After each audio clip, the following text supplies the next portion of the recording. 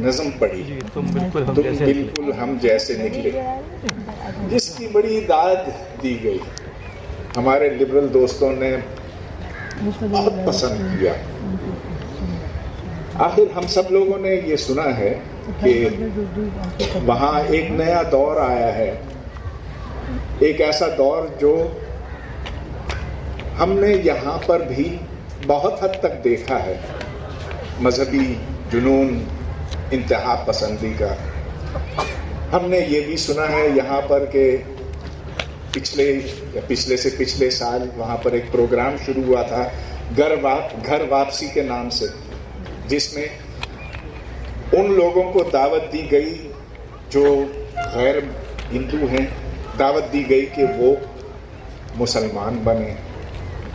ہم نے یہ سنا تھا کہ وہاں گایوں کے لیے گھر بنے ہیں، شیلٹرز بنے ہیں، اور یہ بھی سنا کہ جو وہاں پر گائے کا گوشت کھائے گا اس کو ساتھ گولی بھی کھانی پڑے گی۔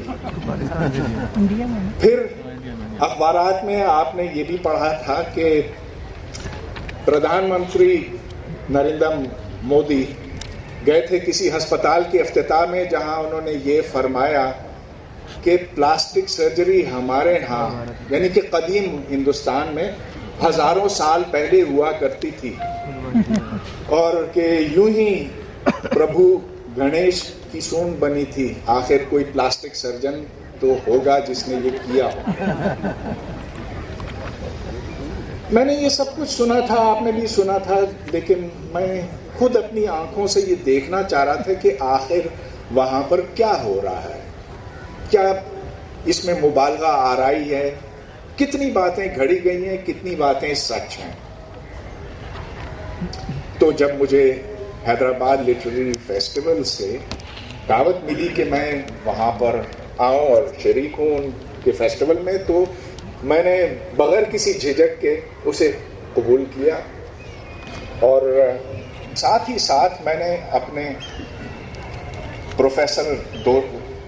اپنے دوستوں کو لکھا جو IITs میں پروفیسر ہیں کہ میں آ رہا ہوں، اور اگر ممکن ہو تو میں وہاں بھی آنا چاہوں گا۔ آگے چلنے سے قبل میں ایک بات کہنا چاہتا ہوں۔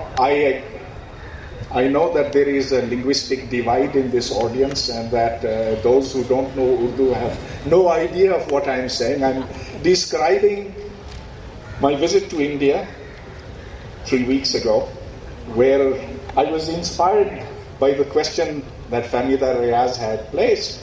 Have they become like us? I will summarize towards the end. تو جب میں وہاں پہنچا تو دیکھا کہ واقعی ایسی باتیں ہیں جس پر ہمیں پریشانی ہوتی ہے، اور یہ پریشانی جائز ہے۔ جس دن میں حیدرآباد لٹریری فیسٹیول میں پہنچا، اسی دن نریندر مودی صاحب نے انڈین سائنس کانگریس کا آغاز کیا تھا، اس کا انعقاد کیا تھا، اور وہاں پر ایک سیشن تھا اینشنٹ سائنسز تھرو سنسکرت۔ اس انڈین سائنس کانگریس کے اس اجتماع میں یہ بتایا گیا کہ لارڈ شیوا دنیا کے سب سے بڑے انوائرمنٹلسٹ تھے، اور اس کانگریس کا آغاز یوں ہوا کہ ایک ڈیلیگیٹ وہاں پر پہنچا کونچ بجاتا ہوا، کونچ یا جس کو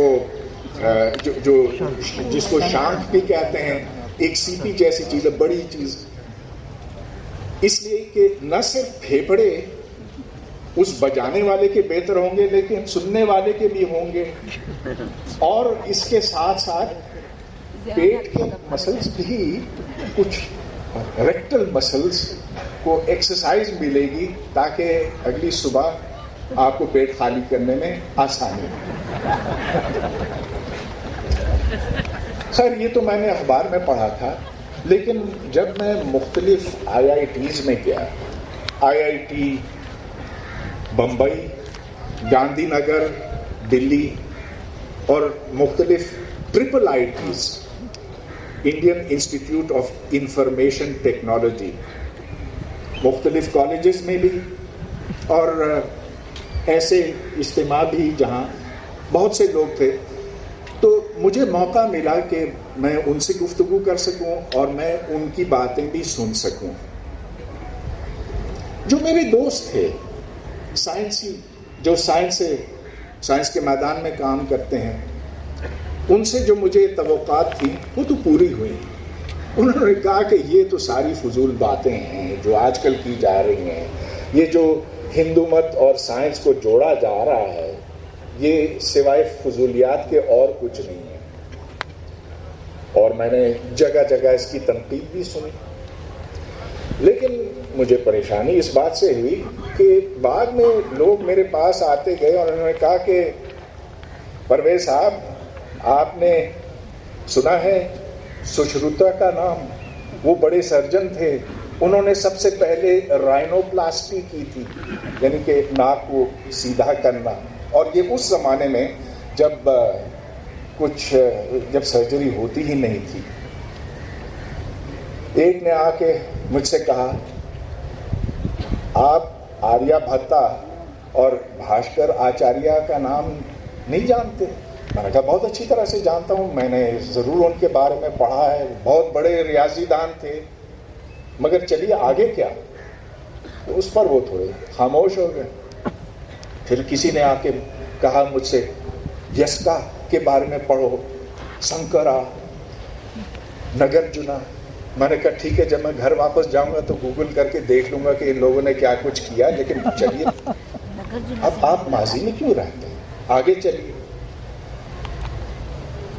میں نے کہیں کہیں یہ بھی دیکھا کہ وہ تو دیوانگی میں ہم سے کہیں آگے بھی نکل گئے ہیں. مثلاً ایسے ڈپارٹمنٹ بنے ہیں مختلف انڈیا کی یونیورسٹیوں میں جہاں ویدی ریاضی پڑھائی جاتی ہے، ویدک میتھمیٹکس.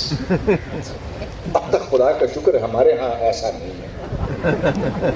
اسلامی ریاضی کم از کم کہیں اس کا ڈپارٹمنٹ نہیں ہے پاکستان میں. میں نے اور بھی بہت سی چیزیں دیکھی اسی نوعیت کی، مگر وقت مختصر ہے. جو زیادہ ضروری بات ہے جو میں آپ کو بتانا چاہتا ہوں کہ اس سب کچھ کے باوجود وہاں پر ایک مزاحمت کا جذبہ ہے اور وہ ہمیں جگہ جگہ دکھائی دیتا ہے. اخبارات میں نریندر مودی کی ایسی باتوں کا کھلا مذاق اڑایا جاتا ہے. وہ کہتے ہیں کہ یہ کیا بات کر رہا ہے. کبھی ہم نے ایسی بات ادھر کے لیڈران کے بارے میں نہیں پڑھی ہوں گی جیسے وہاں کے اخبارات میں ان کے بارے میں کہی جاتی ہے. ساتھ ساتھ میں نے یہ دیکھا کہ ادھر IITs میں، IIITs میں ایسا سائنس کا کام ہو رہا ہے جو دنیا کے معیار کے اوپر اترتا ہے، جہاں وہ سائنس کی جا رہی ہے، علم کے میدان میں وہ کام ہو رہے ہیں جیسے ہارورڈ اور MIT اور امریکہ کے اور یورپ کی بڑی یونیورسٹیوں میں ہوتا ہے. مجھے بڑی خوشی ہوئی اپنے دوستوں سے مل کر. وہ جن کو میں 20 سال پہلے جانتا تھا، مختلف کانفرنسز میں ملاقاتیں ہوتی تھیں، دیکھا کہ وہ کتنی ترقی کر گئے ہیں. اس نظام نے ان کو موقع دیا آگے بڑھنے کا. میں نے یہ بھی دیکھا کہ وہاں پر جو فلم میکرز ہیں، جو ناول نگار ہیں، جو لکھاری ہیں، انہوں نے اس مذہبی دیوانگی کے خلاف آواز بلند کی ہے. انہوں نے پیٹیشنز شروع کی ہیں.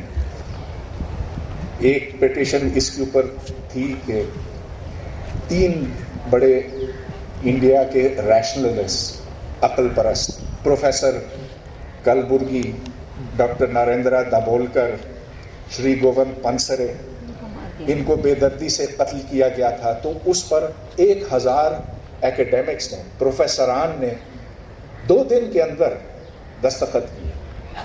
ہمارے ہاں ایسا نہیں ہوتا. ہمارے ہاں 10 لوگ بھی نہیں ملیں گے جو اتنی جلدی ایک ایسی چیز کے اوپر آواز اٹھا سکیں.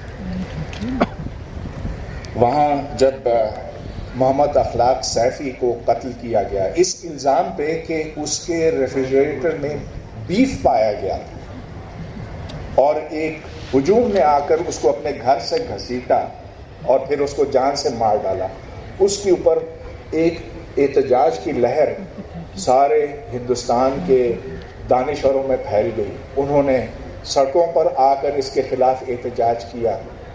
انہوں نے اس کے اوپر مضامین لکھے اور ان چیزوں سے مجھے کافی حوصلہ ہوا. جو چیز میں نے وہاں پر اور یہاں پر مشترک پائی وہ یہ کہ ہم دونوں ماضی پرست بنے ہیں. ہماری نظریں پیچھے کی طرف جمی ہوئی ہیں. ہم یہ سمجھنے لگے ہیں کہ اچھا زمانہ وہ تھا جب ہم بہت عظیم تھے. وہ سمجھتے ہیں، انڈیا کے لوگ یہ سمجھتے ہیں کہ آج سے 1,500 سال 5,000 سال پہلے بڑے بڑے کمالات تھے، اور یہ تو مزے کا خیز حد تک سمجھتے ہیں. مثلا یہ کہ ایسے جہاز ہوتے تھے اس زمانے میں جو لوگوں کو ایک سیارے سے دوسرے سیارے تک پہنچا رہے. یہ مودی صاحب کا بھی کہنا ہے. مودی صاحب کا ہی کہنا. ہم بھی سمجھتے ہیں کہ ہماری ماضی میں سب کچھ تھا. جس طرح وہ کہتے ہیں کہ وید کو پڑھ کے، ویداس کو پڑھ کے، سنسکرت کے ہر لفظ کے اوپر غور کر کے آپ حقیقت تک پہنچ سکتے ہیں. آپ کے سامنے علم کا ایک دریا، ایک سمندر کھلے گا. تو ہم سمجھتے ہیں کہ عربی کے ہر لفظ کو جان کر ہم اس تک پہنچ سکتے ہیں. ہمارے ہاں نسیم حجازی جیسے لوگ ہیں، وہ ناول نگار جو ایک خیالی دنیا بناتے ہیں، ماضی کی خیالی دنیا. ادھر بھی ایسے ہیں. شاید غالب نے اس کو اچھی طرح سے سمجھا تھا جب اس نے کہا کہ ملتیں جب مٹ گئیں اجزائے ایمان ہو گئی. تو جب کوئی چیز ایمان کا جز ہو جاتی ہے تو پھر آپ سوال نہیں کرتے، آپ اس کو ماننے لگتے ہیں. اگر دیکھا جائے معروضیت کے حوالے سے، حقائق کے حوالے سے، تو ماضی کوئی اچھا زمانہ نہیں تھا. حقیقت یہ ہے کہ اس وقت کوئی شخص جب 40 سال کا ہو جاتا تھا اور بوڑھا ہو جاتا تھا، 45-50 پہ اس کی موت واقع ہو جاتی تھی. دانت میں اگر درد ہوتا تھا تو اس کو ہتھوڑے سے نکالنا پڑتا تھا بغیر اینستھیزیا کے. آج ہم 70, 75, 80, 90 سال کی عمریں گزارتے ہیں. آج ہمارے پاس ہر قسم کی آسائشیں ہیں، اور آج ہم دنیا کے بارے میں بہت زیادہ جانتے ہیں اپنے آباء و اجداد کے مقابلے میں. ہم نے اب پورا نظام شمسی کو دیکھ لیا ہے نزدیک سے. پلوٹو آخری سیارہ تھا جہاں تک ہم نہیں پہنچے تھے، لیکن اب ہم وہاں بھی پہنچ چکے ہیں. ہم ایسٹرائڈز کے اوپر لینڈ کر کے دیکھ چکے ہیں کہ ادھر کیا کچھ ہے. آج ہمارے لیے ایٹم کوئی معمہ نہیں ہے. ایٹم کو تو ہم اتنی اچھی طرح سے سمجھ سکتے ہیں کہ کوئی مسئلہ ہی نہیں. ایٹم کے اندر اس کے نیوکلیس تک جا کر، نیوکلیس کے اندر کیا ہے، کوارکس ہیں. ان کوارکس کی حقیقت بھی ہم نے جان لی ہے. تو ہمارے آباء و اجداد کو نہیں پتا تھا، وہ نہیں جانتے تھے ان چیزوں کے بارے میں. یہ تو سائنس کی دنیا کی بات ہے. ہاں لیکن جہاں تک انسانی امور کی بات ہے، ہم اتنے بہتر تو نہیں ہوئے. آج بھی جنگیں ہوتی ہیں، آج بھی فسادات ہیں، آج بھی ایسا ہے کہ ایک سماج کے اندر لوگ مل بیٹھ کر ساتھ رہ نہیں سکتے، جھگڑے ہیں، یہ ہیں وہ.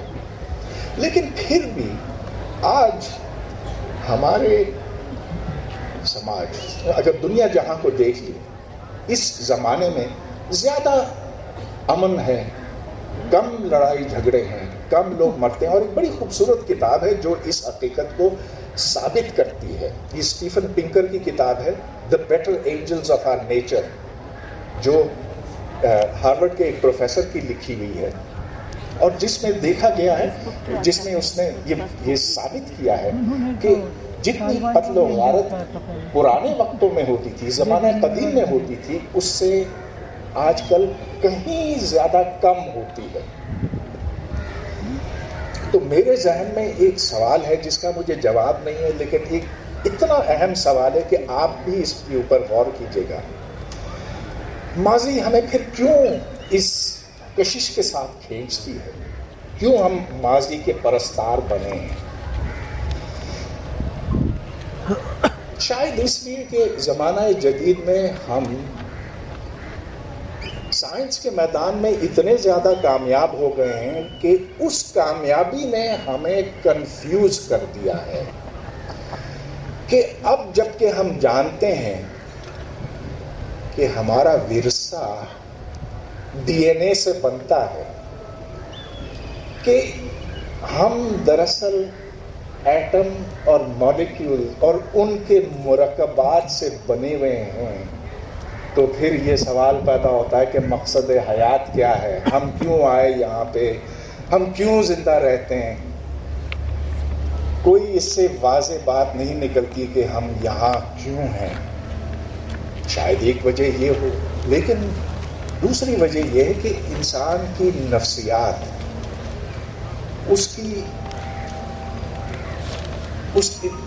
کو ایک سکون دیتی ہے، اور جب وہ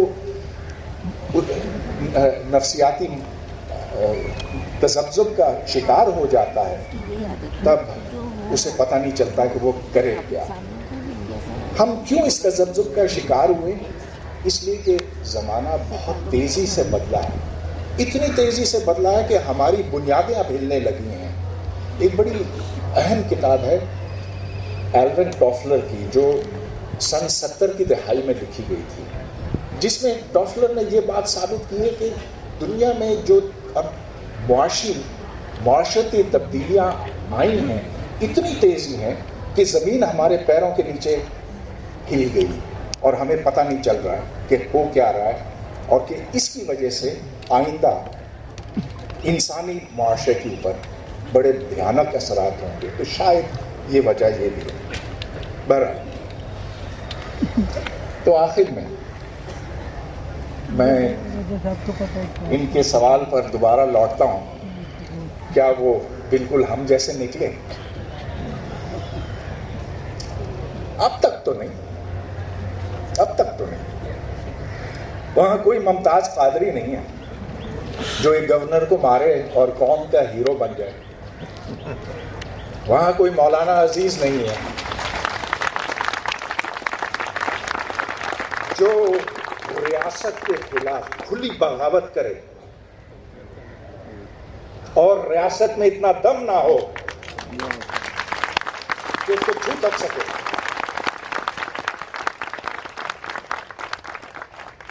وہاں کوئی لشکر طیبہ نہیں، وہاں کوئی جیش محمد نہیں،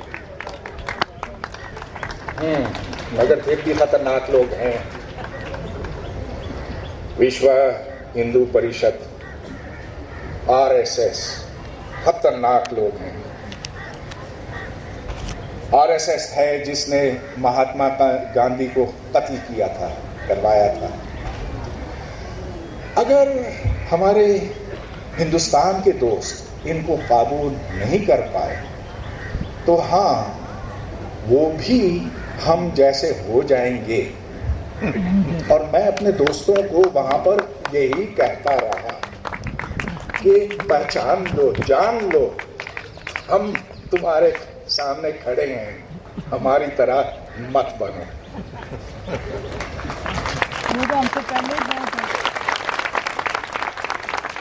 So in conclusion, the hope for Pakistan and India lies in fighting it out. Fighting it out against religious fascism through enlightenment. It is through having enlightened citizens that a society can become peaceful and livable.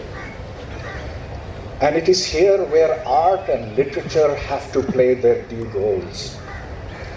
It's art and literature which must erase boundaries. It's art and literature which should bring the oneness of humanity to all of us.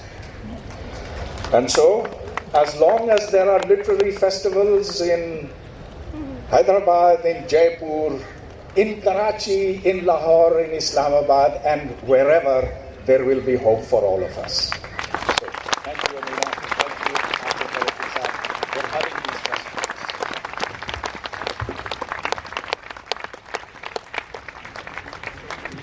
May I request Amina Sayyid